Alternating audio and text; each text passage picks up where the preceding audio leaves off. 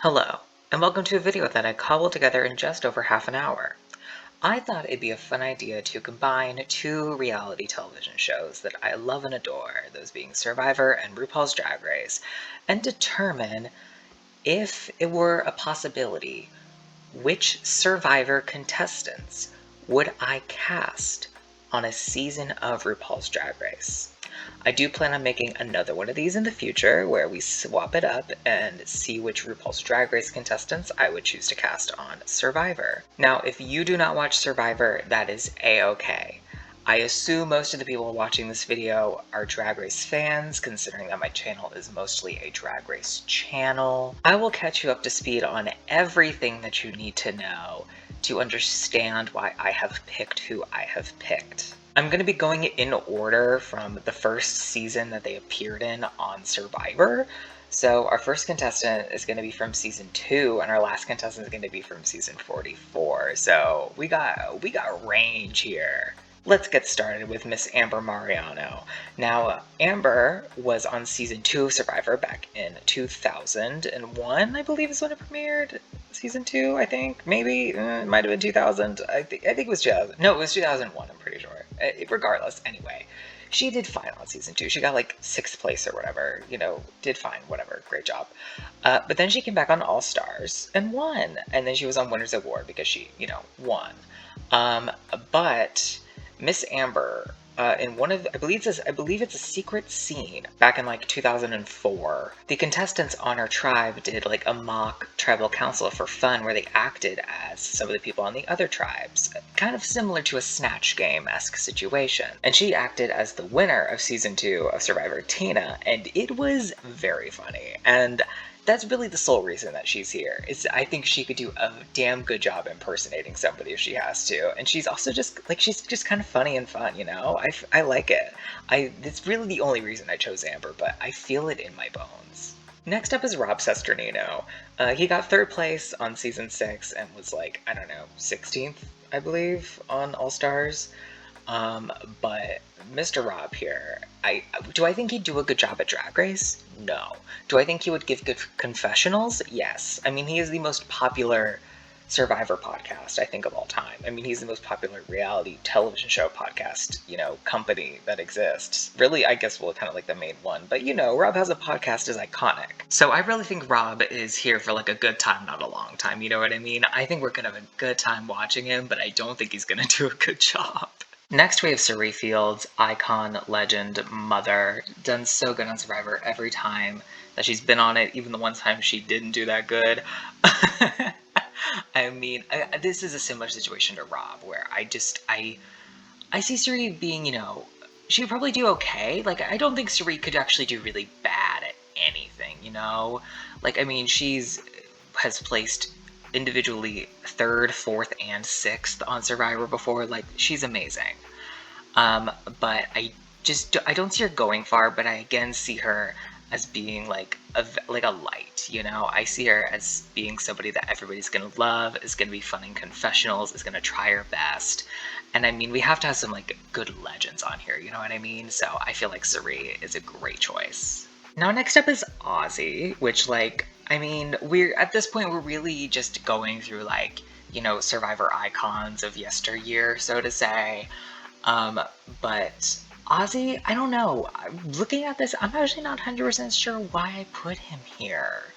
I mean, I don't know. I just think he wouldn't, give two shits about the drag of it all, He would just, try his best and have a good time, I think. And I think that's what we need here. Survivor is, as it is said a lot, a microcosm of the real world. And I feel like a lot of looking for people who would be good contestants to participate in this is, for lack of better phrasing, people who I know are cool with gay shit. And very obviously Ozzy falls in that category if you've seen, his Twitter. But big name makes sense. I feel like would give a genuine effort, cool with gay shit. I mean, the criteria is kind of low here, and I think he fits all of it. Next up, we have Sugar from Survivor Gabon and Heroes vs. Villains. Now, Sugar, I don't know what she does for work nowadays. But on her Survivor Gabon, cast reveal and all that stuff, and, on like her cryon on the bottom of the screen, she's listed as a pinup model. And you can obviously tell from this picture that, like, she can put a look together. So I imagine Sugar just being able to do some good damn jobs with the design challenges. Also, she's very entertaining TV. She would be speaking her mind, I think. Wouldn't really give a fuck about the fact that she's, on TV. So I just see Sugar being somebody who I know can style an outfit, can probably make an outfit, and is cool with gay shit, I think.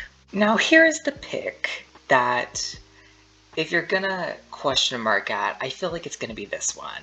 So here we have Katie Hansen from Survivor Philippines. Now there are a decent chunk of Survivor contestants, I say decent chunk, but there are just a few, who, on their crayons, the bottom of the screen have listed, pageant winners, former pageant winners. Katie is former Miss Delaware. And I don't know. I just think that she would be down to do it, is a pageant girl, so, like, that she can, like, present on the runway, can speak eloquently, can do all the things needed to win Miss Delaware, at least. Is she cool with gay people? I don't know. I have no clue, honestly. But I just saw her picture and my brain said, you know what? Yes. And so that's what happened. Okay, next up is Bryce Isaiah from Survivor Cagayan, and he was the first black gay man to compete on Survivor. And he's kind of an icon, honestly. He went out very early, but he hosts all these different Survivor events. He's just like a solid, good dude. I think there would be, kind of an alliance situation, if we can call it. I don't know if what format this would be, but there would definitely be a bit of an alliance situation, I think, with Ozzy that would be interesting, which is what I forgot to mention earlier, one of the things that I put Ozzy in. And I just think, Bryce gives great confessionals. I think he would try his best. I actually think he would do good with the outfits. I think he'd do good with the design. He could also do good with the comedy. He's like a very funny individual. Like you mentioned the confessionals earlier. I don't know how he would do with like an acting or singing, but I see two categories that I know he would do a pretty damn good job at. So I think it just makes sense. Okay, now we have Lirsa Torres from Survivor David versus Goliath. There is a bit of a dearth. Dearth is a big word for this. Of queer women on Survivor. We tend to get more queer men than we do women. But Lirsa is going to speak what's on her mind, and I enjoy that. And I do think she's funny. She can definitely be funny. And I don't know, I imagine her doing a good job. Also, I think to definitely boost, kind of the queer rep on, this Drag Race season, I think, out of looking at the different people that I could choose, Lirsa just felt right. Also, looking at, like, the racial makeup of this cast, Survivor didn't really start casting a lot of people of color for a long time.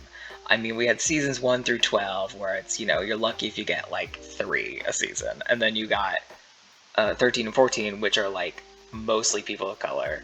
Then you have seasons like 15 through like 30, like 5, which are very, very white. And then the rest of the seasons onwards are pretty racially diverse. But in terms of making a cast for this, I, obviously want people of different, backgrounds represented. And so I think Lirsa, is great, representation as a queer Latina woman. And I think she would do a great job with it. And I think she would be an entertaining figure on the season. Next is Mike White. Now, if you do not know, Ned Schneebly from School of Rock, also the writer of School of Rock, Mike White, has been on Survivor, also The Amazing Race, twice. And also White Lotus. He also did that just recently. But yeah, Mike White, gay representation, we love that. Again, I put him in a very similar caliber to like Rob Sesternino, where I don't think he's gonna do a good job, but I think he's gonna have fun and he's gonna be a fun person to watch.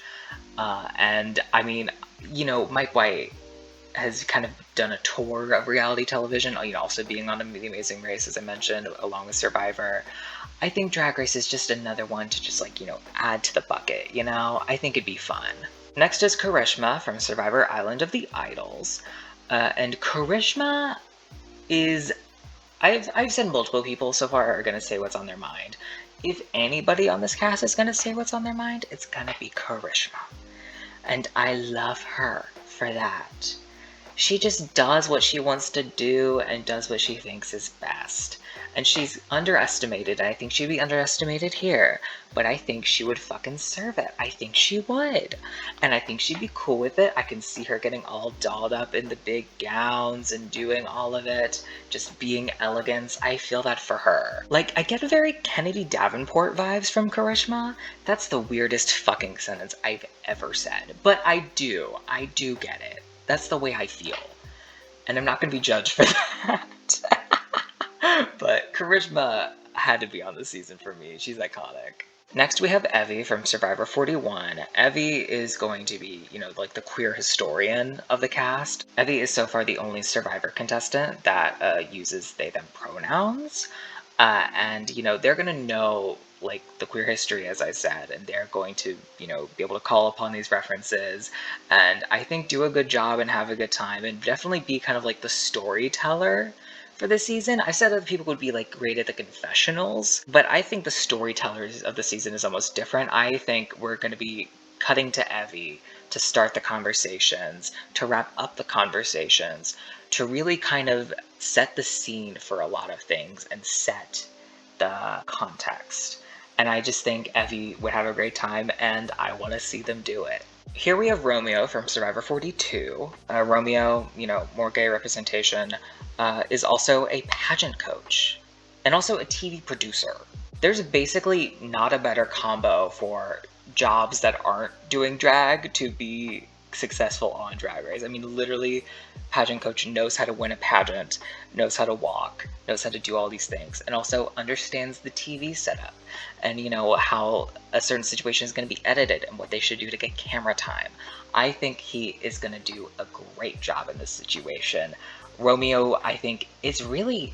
Romeo, to me, is like the Sasha Colby of this cast. Like, I see Romeo and I'm like, oh fuck, Romeo's gonna fucking kill it. I am such a believer in Romeo for this situation. I tell you, oh my god. Okay, next we have Hai, also from Survivor 42. Hai is the messy gay drama of the cast, for sure. On Survivor, he was not afraid to get into the mess, not afraid to do the things that needed to be done. I think Hai would go in here and be the chaos factor that we need. I think he would be so down to do it. I think he'd be the chaos. Would he do good in any of the challenges? Probably the reading challenge, yeah. Actually, I'd say the comedy challenges he could do a very good job at, for sure. I don't know about the outfit making, whatever, but I think Hai could do a great job at that. And also, Hai will be the drama, I think. I think this is the drama source, and I'm so happy that it is. Next, we have Cassidy from Survivor 43. She is a clothing designer, so we know she can do the runways. I mean, literally, like, the best promo picture from Survivor ever. There's like 500 plus, and hers is the best. So why wouldn't I include her here? I mean, we know she's going to do good in a ball, in a design challenge. I also think that she could do good in like a roast. I see that for her. I could see a performance challenge probably going well for Cassidy. Like acting, like straight comedy, like Snatch Game. I don't know about that. But I think that she has a solid skill set for like half of the challenges on Drag Race. Literally just based off of, the fact that she's a clothing designer. So I think that she could do a pretty damn good job here. We move on to Jam Jam, the first LGBTQ plus man of color to win Survivor. So, we love that. I think he would also, like Siri, kind of be like the heart and the light of the season. They would be the two that you would cut to and be like, oh yes, because you're gonna get like a fun, cute thing from either of them. I think that Jam Jam would relish in the opportunity, would have so much fun with it. I don't know how we do in any of the challenges, but I don't care. I just think that he would have a good time and it'd be fun for our television screens. And with this format that I'm doing, you really can't ask for more, I think. Last but not least, we have Carolyn from Survivor 44. If you were paying attention to Survivor at all earlier in this year, you would know of Carolyn. Carolyn is maybe the most entertaining character that's ever been on the show. Just fully, unapologetically herself, doing whatever things come to her mind and having fun with it and absolutely relishing the time that she had on Survivor. I want to see her relish that time on RuPaul's Drag Race. I think she would do great in like a pink table talk sort of challenge, you know, like a kind of like a public speaking challenge, like the Draguation challenge from All Star 7. Again, the pink table talk, any of these other like public speaking sort of challenges, I know she would probably win. Anything else? I don't know, probably the comedy. You know, if we're doing like an acting challenge, I think she would do great in too. I don't know about like a roast, but acting for sure. I see her doing good and stuff like that, and I see Carolyn having a great time and being such an entertaining contestant to watch. Now, looking at all these contestants, who do I think is the top 4? I said that the top 4 would be Jam Jam, Romeo, Amber, and Cassidy. I think Amber, again, would probably win Snatch Game. I don't know why, but I just see Amber excelling at most of the things that you kind of need for RuPaul's Drag Race. I see her doing good in the Snatch Game. Most of the comedy challenges, I think she would do good in. I think she could do good in acting. I think she could do good in outfit making.